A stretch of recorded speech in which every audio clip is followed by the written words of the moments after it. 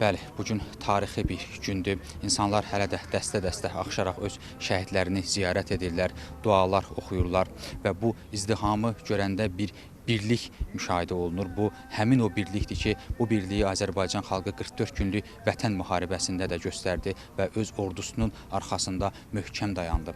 Və bu tarixi qələbəmizdə Azərbaycan ordusu kimi Azərbaycan xalqının da imzası var.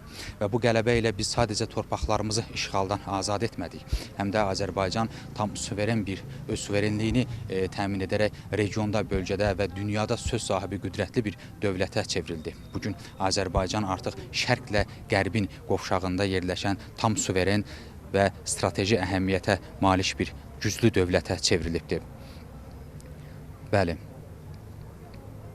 Və bu qələbə nəticəsində işğal altındakı olan torpaqlarımızın azad olması ilə Azərbaycan qeyd etdiyim kimi öz suverenliyini bərpa etdi və işğaldan azad olunmuş torpaqlarımızda yenidən qurma işləri aparılır, bərpa işləri aparılır, kəndlər, şəhərlər, rayonlar yenidən qurulur və insanlar, soydaşlarımız öz doğma torpaqlarına qürurla qayıdırlar.